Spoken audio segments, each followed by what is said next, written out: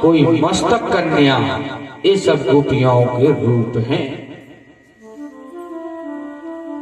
कोई किसी की बेटी बनी, कोई किसी की पत्नी बनी, ऐसे सभी आए।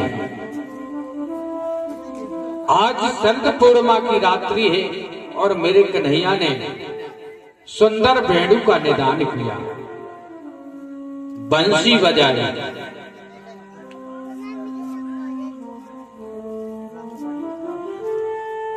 मेरे कन्हैया यमुना किनारे चले गए। कल कल निदान करती हुई पावन यमुना के तट पर शरद पूर्णिमा की रात्रि बालुका भी खिल रही है, चंद्रमा प्रमुदित हो रहा है। गोविंद ने जैसे ही मुरली का निदान किया,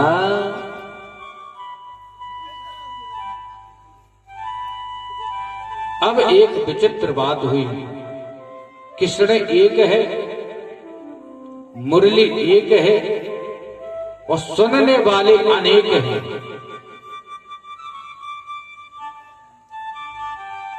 चौरासी कोष के ब्रज मंडल में रहने वाली जितनी गोपियां हैं, ब्रजांगाओं को ऐसा लगा मानो कन्हैया मेरा ही नाम लेकर के मुझे पुकार रहे हैं, मुझे ही पुकार रहे हैं। तो निशम गीतम नंदनं वर्धनम ब्रजस्य स्त्रियः कृष्ण गृहीत मानसा। आज मुक्तयो श्रुतिमां सहा तत्र कांतो जलोल कुंडलः। जो गोपी जिस कार्य को कर रही थी, उस कार्य को छोड़ करके दौड़ पड़े। मुरली की धुन सुन करके, मुरली में ऐसा जादू है, लाखों गोपियां ऐसा लगा कि कन्हैया मेरा ही नाम लेकर के मुझे पुकार रहे हैं। कहते कि एक गोपी तो गाय दुह रही, तो उसी समय मुरली को सुना तो गाय दुहने के लिए उस बर्तन को वहीं फेंक दिया और मुरली की धुन सुन करके दौड़ पड़े। एक गोपी अपने बच्चे को गोदी में बैठा करके स्तनपान दुग्ध पिला रही। जैसे ही मुरली की धुन को सुना तो उस बालक को वहीं फेंक कर मुरली की धुन सुन करके दौड़ पड़े। कहती कि एक गोपी अपने आंख में काजल लगा रही, तो एक में उसने काजल लगाया और दूसरे में काजल लगाया ही नहीं, दौड़ पड़ी। एक गोपी कहते कि लहंगा पहन रही, लहंगा ही पहना, फरिया उड़ी नहीं, दौड़ पड़ी। मुरली की धुन सुनकर के गोपियां अस्त व्यस्त हो गईं। आज जैसे ही कन्हैया मुरली का निदान करती, कहते एक गोपी तो मुरली की धुन सुनकर के बावली हो गई, पागल हो गई। जो ओठों में लगाने वाली लाली होती है उसको आंखों में लगा लिया, और आंखों में लगाने वाला काजल ओठों पे लगा लिया। ये गोपियां अस्त व्यस्त होगी, सभी दौड़ी दौड़ी पहुंची। जब समस्त गोपियां शरद पूर्णिमा की रात्रि को पहुंची तो भगवान श्री कृष्ण कन्हैया कहते हैं कि स्वागतम वो महावतार भागा।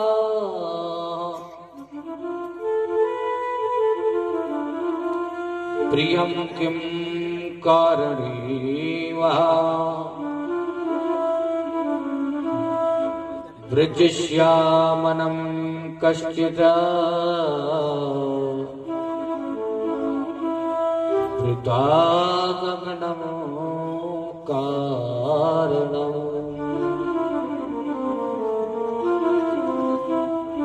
स्वागतम सुस्वागतम, आप आई हो, आपका मैं स्वागत करता हूं। वास्तव में महाभागाओ, अरे आपके आगमन से आज मुझे बहुत आनंद मिला। गोपियां के मन में बड़ी प्रसन्नता है कि कन्हैया ने मुझे मेरा नाम लेकर के पुकारा है। आज मेरे मन को, दिल को छीन लिया है।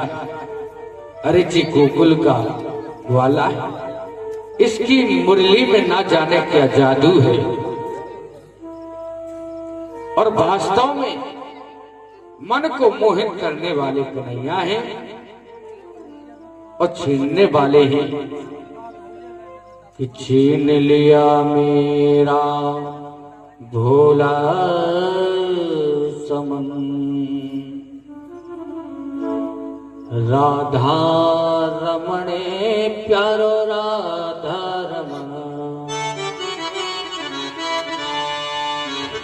छीन लिया मेरा भोला समन, राधा रमण प्यारो राधा रमण।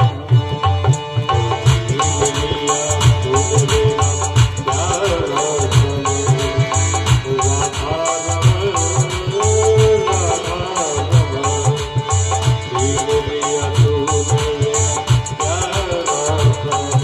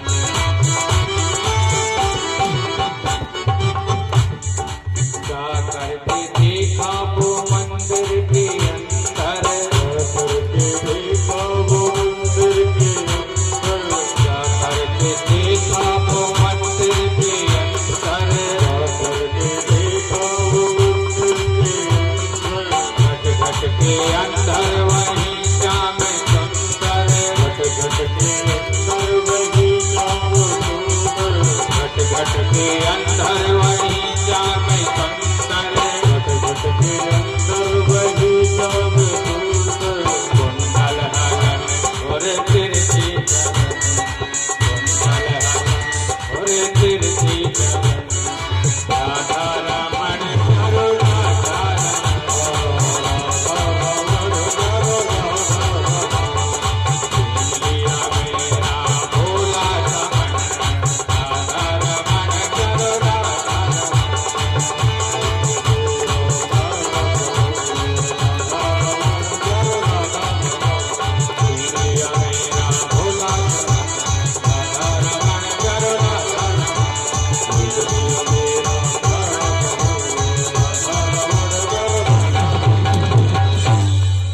राधा रमण बिहारी सरकार की जय हो।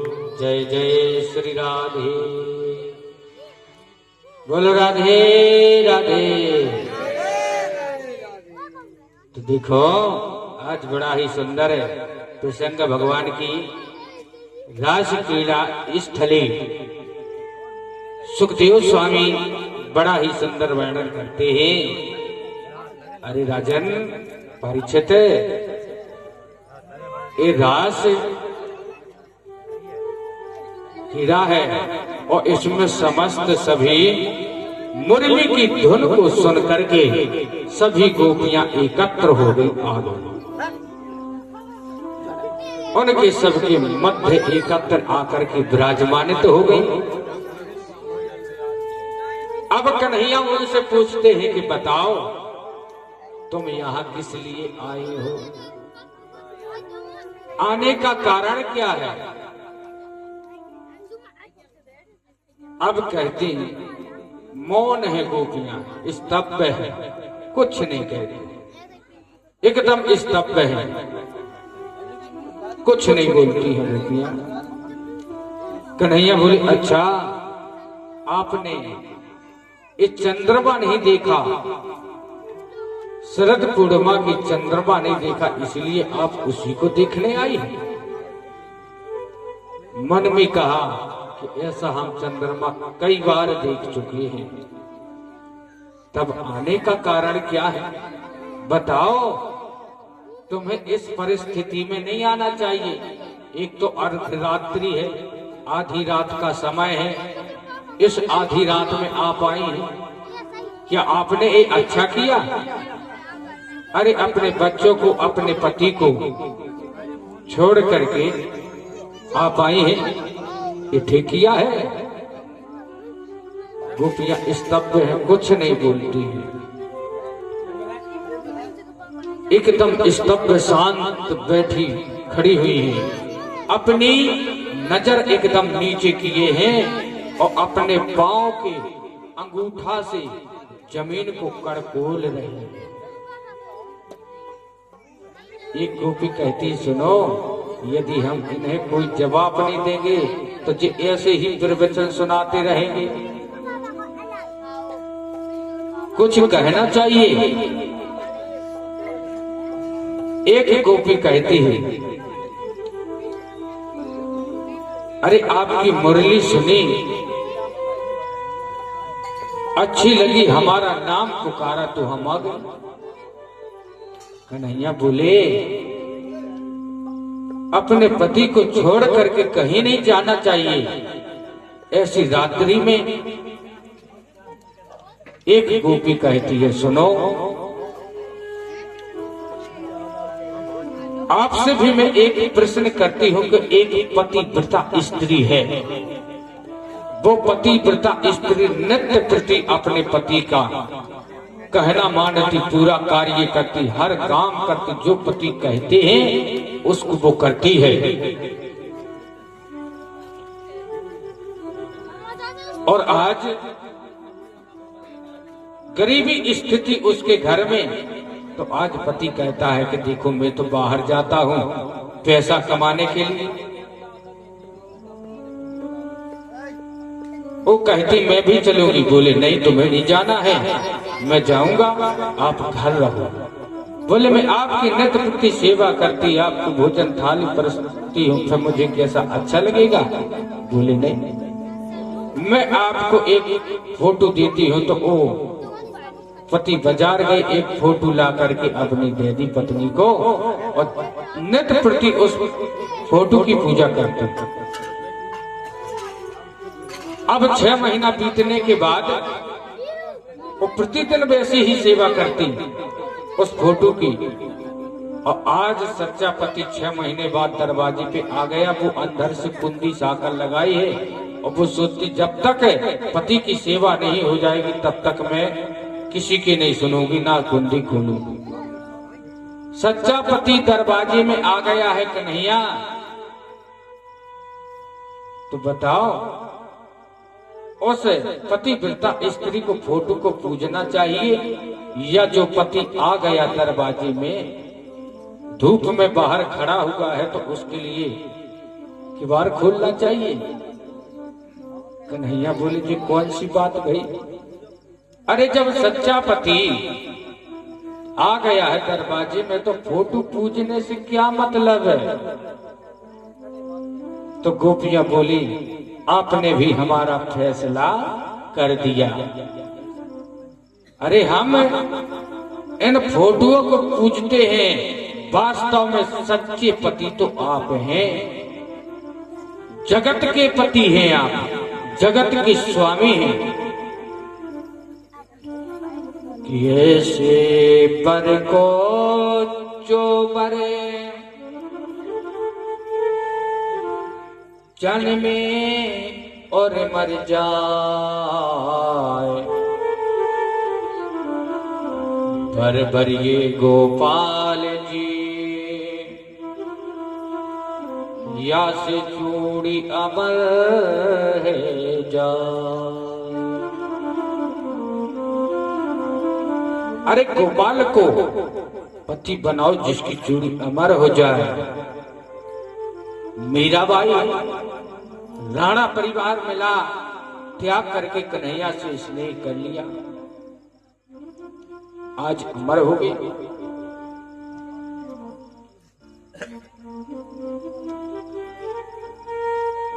तो जितनी गोपियां हैं उतने ही माधव हो गए, जितनी गोपियां हैं उतने माधव।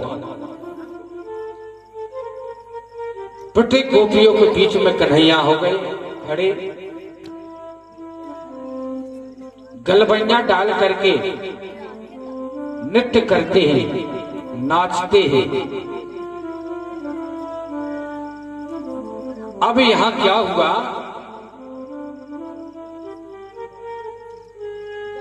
कि गोपियों को आ गया अभिमान कि देखो हम कितने सुंदर हैं, जो हमारे सौंदर्य को देख करके, हमारी इस माधुर्य को देख करके मोहित होकर के हमसे गलबैया डाल रहे हैं, नृत्य कर रहे हैं।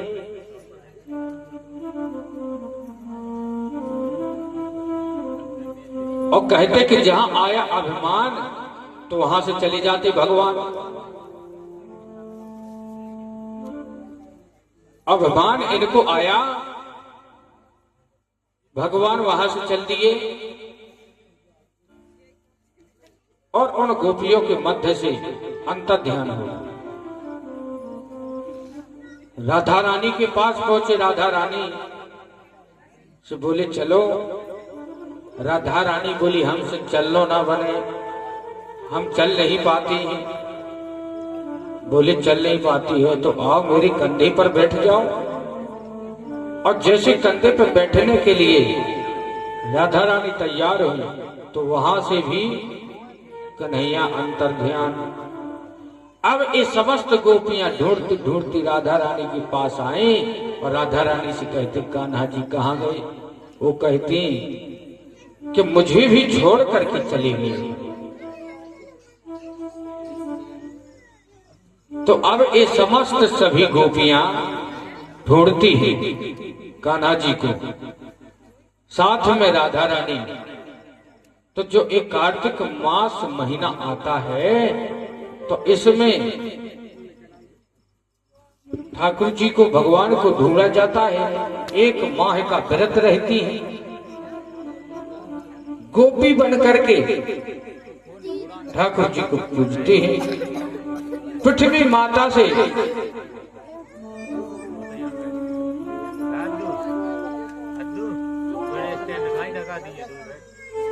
तो देखिए इस रासलीला की आज कथा, आज भगवान के विवाह की कथा है। और इसमें आकर के हमारे परम पूजनीय श्री श्री 108 श्री ज्ञानदास नागाजी महाराज अपने झिलियन सरकार के बाबा जी आए भय हैं। हम सबका बड़ा सौभाग्य है और वो कृपा इन्हीं विजय हनुमान जी महाराज की कृपा है और हम सबको आशीर्वाद प्रदान करने के लिए आए हैं। और ठाकुर जी के इस रास पंचाई अध्याय के लिए अरे उनका तो आशीर्वाद अमूल्य है।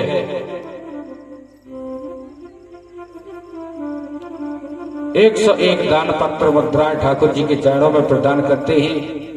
खूब ठाकुर जी से प्रार्थना करते ऐसे महाराज जी काम करवाते रहे और करवाते वास्तव में।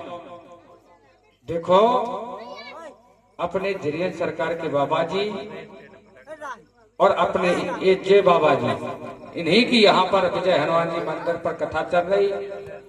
और अगले महीना में मई में महाराज जी का शोधन भी हो गया है यज्ञ का झिलियन सरकार पे। तो यज्ञ भी है, उसमें एक धर्म ध्वजा लहराता रहे। धर्म ध्वजा ऐसे ही। और देखो बड़ा ही भव्य कार्यक्रम है, रामलीला है, भागवत कथा भी है और यज्ञ भी है। और हम लोगों को तो बड़ी खुशी प्रसन्नता की बात है कि आप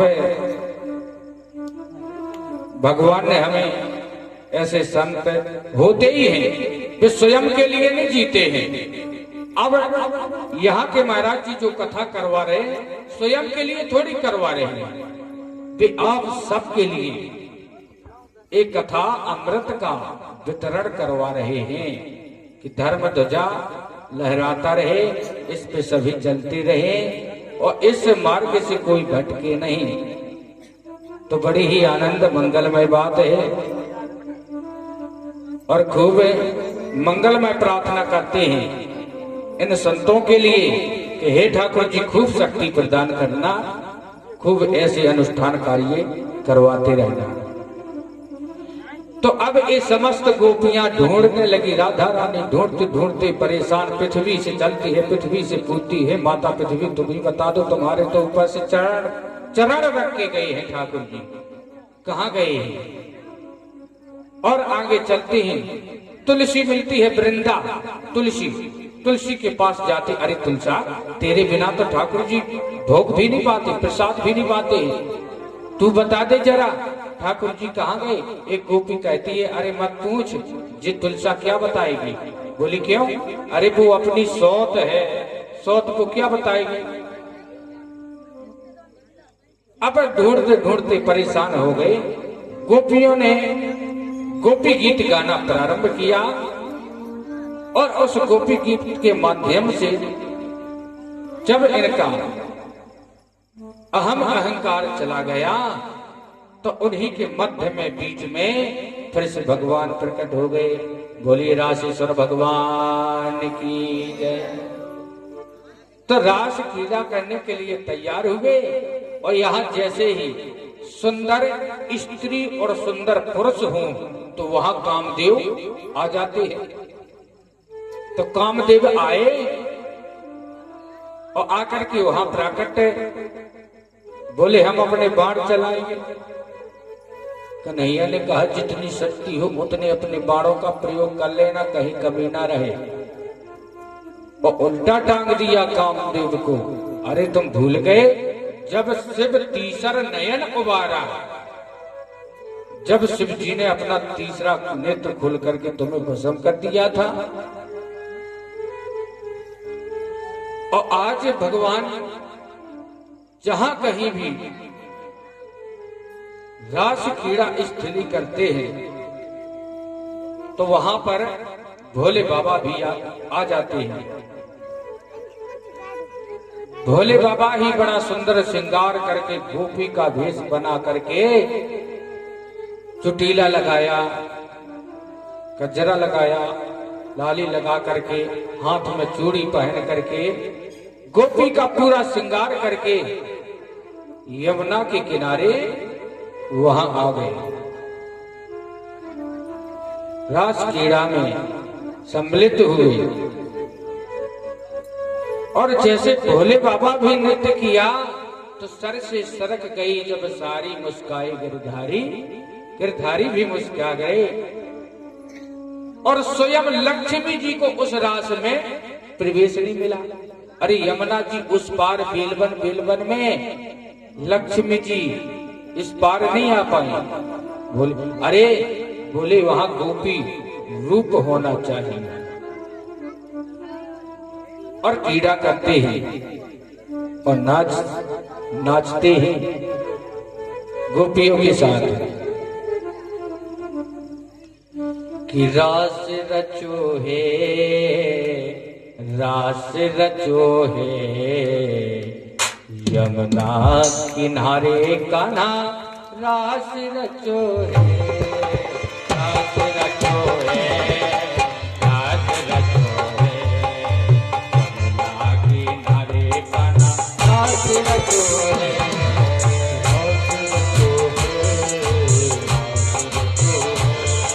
रास रचो है, रास रचो है, यमुना किनारे रास रचो है, रास रचो है, रास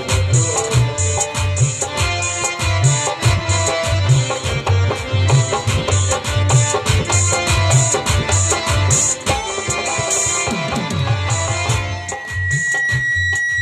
राधा नाचे कृष्ण नाचे, राधा नाचे कृष्ण नाचे,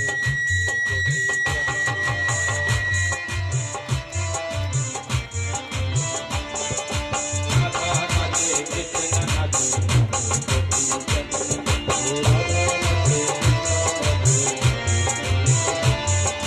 मन में रोशन आयो सके पावन वृंदावन,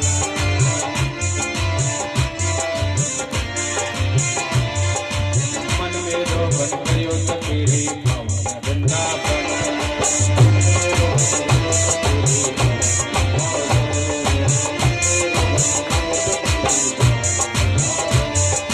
रास रचो है, रास रचो है, यमुना किनारे कान्हा रास रचो है, रास रचो है, रास रचो है,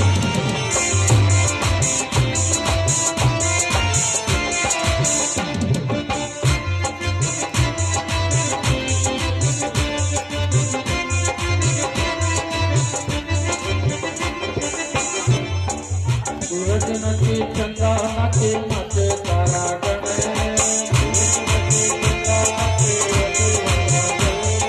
सूरज नाचे चंदा नाचे नाचे तारा गण, सूरज नचे चंदा नाचे नाचे, मन में रोशन गयो सके पावन वृंदावन, मन में रोशन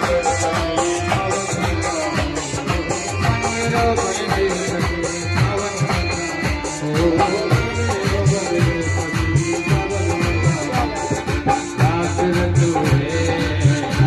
Anda upaya, mau apa video deh?